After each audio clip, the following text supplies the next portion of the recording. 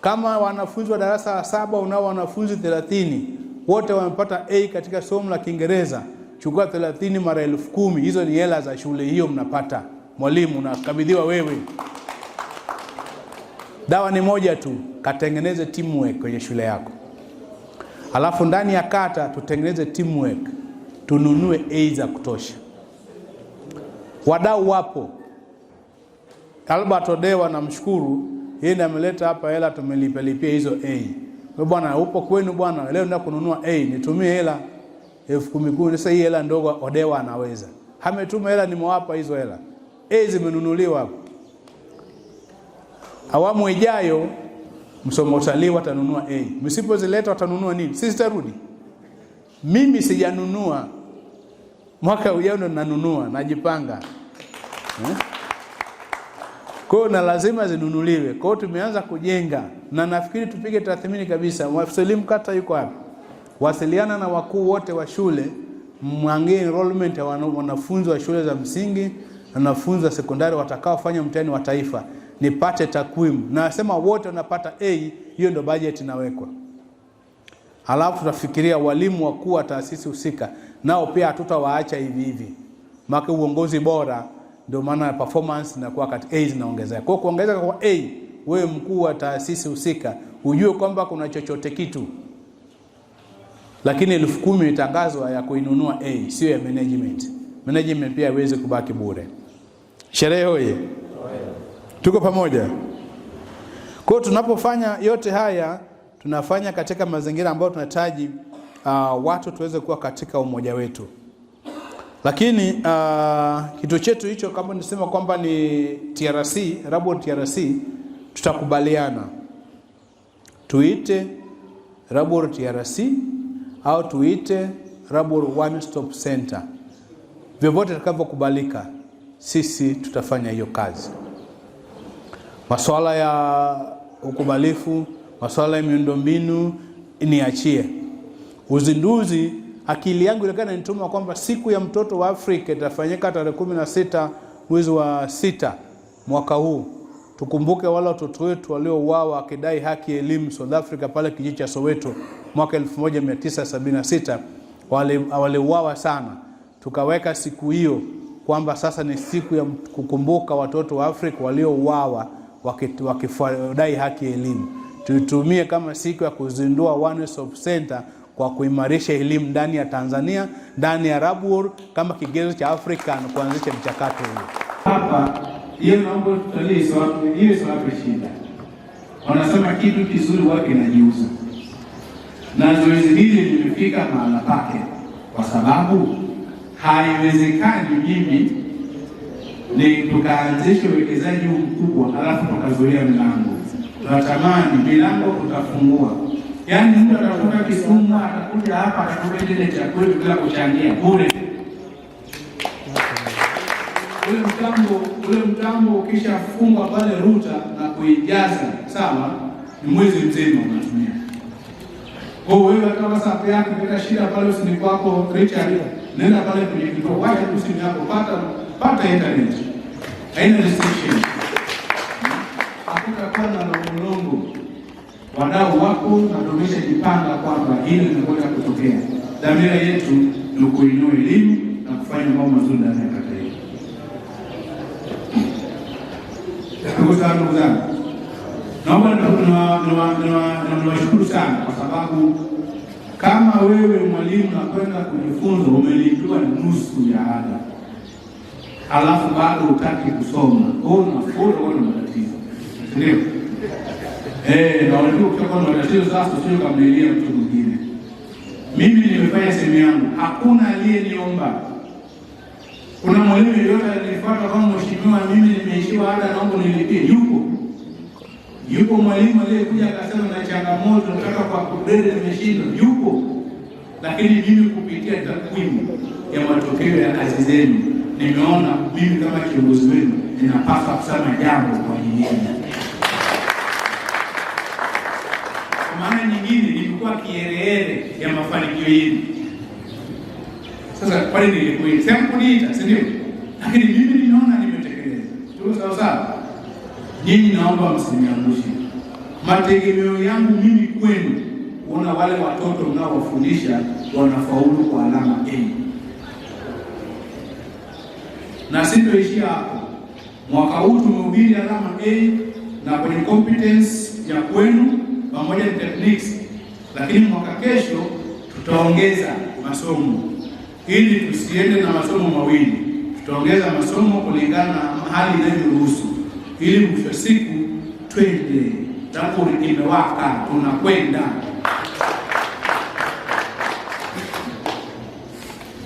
Tuna swala zima la tehama. Tutakuwa na program ya tehama kama niwaambie. Smart interactive board tutaifanya. Tutafunga. Nilikuwa kwenye shule fulani nilitembelea, niliona kitu kizuri kinafanyika kwenye ile shule. Nikasema hivi, haya mazuri ya hapa kwa nini kati yako na yako? Nikafanya study ndogo pale, nikaona, nikarudi hapa Ragua. Kuingia hapa road nikakuta kwamba TRC iliyopo, wale wanafunga kwenye TRC iliyopo ipo shule ya msingi Ingri. Na TRC ukishaiweka kwenye shule ya msingi, walimu wa sekondari wanasema haiwahusu. Hiyo ni ya wanafunzi wa shule za msingi, sisi ni wa sekondari. Kwa wanaamua kujitenga na fursa. Hii ya kata ya Rabuor sihitaji iwekwe kwenye shule ya msingi. Inawekwa pale tulipokubaliana Nyakoba. Ni ya wote. Wewe wa sekondari unasoma open, unatafuta degree yako, master yako, ili mradi uko kwenye distance learning, fika pale.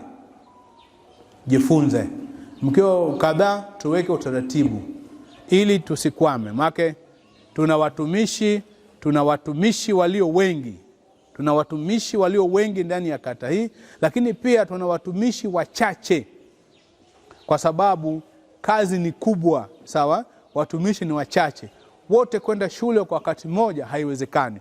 Kwa hiyo ni kuanzisha distance learning program kwa ajili ya kukuruhusu wewe kujiendeleza, na wakati huo huo unafanya majukumu yako ili tusibaki nyuma kimaendeleo, kiuchumi, hata kiustawi, ili yote yafanyike. Hiyo tutafanya vizuri sana. Mimi nipo na nyinyi sasa hivi, nipo shule. Hapa nipo shule. Naingia darasani kila siku saa 10 jioni. Lakini majukumu yangu yanaendelea. Kwa sababu nafasi nilionayo leo siwezi kwenda in campus. Ni distance learning. Na tutakutana hapo, tutasoma wote tu hapo. Kila mmoja na masomo yake, tutakutana darasani, ukiondoka kila mtu kwa mpango wake. Si ndio? Lakini mwisho siku fursa ya kusoma ni muhimu sana.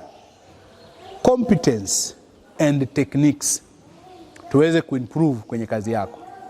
Kwa hiyo kama wewe umeelimika vizuri, una mbinu nzuri, una commitment, umeipenda kazi yako, kwa nini matokeo yasionekane? Tutakupima kwa yule unayemhudumia. Na ndio maana yule unayemhudumia naye tunamwangalia nafasi yake. Leo tumehubiri sana kwa watumishi kwa sababu siku ya watumishi, si ndio? Lakini kitakachofuata, tunataka kila mwaka tunafanya graduation ya pamoja ya kata, kupongezana. Shule zote za sekondari kama msimu wa graduation tufanye pamoja. Olio, Buturi, Odunga, tukae pamoja. Mimi nikisha wapa ng'ombe, nyinyi mnaleta wali, tunaishi. Tunaishi. Kwa watoto, wewe unakuja na watoto wako, unakuja kuwapongeza pale, wale watakuja na watoto wao, watawapongeza hapa. Kila mmoja anapongeza watoto wake vile ambavyo anaona kila kitu kinawezekana. Lakini tumefanya ya pamoja, tumepongezana ya pamoja, kwa hivyo tumereduce cost. Ambao umefanya kitu kikubwa kwa gharama ndogo na imefana sana. Kwa lazima tuwe ubunifu kulingana na mazingira tulionayo. Haya ni muhimu sana, si tukaenda kuyafanyia kazi. Lakini swala zima la afya, tunajua afya ni uhai. Na ukiona mtumishi wa afya anajali afya yake yeye mwenyewe na ya watu, ndio maana mtumishi wetu Samuel tumetambua mchango wake katika majukumu yake pale.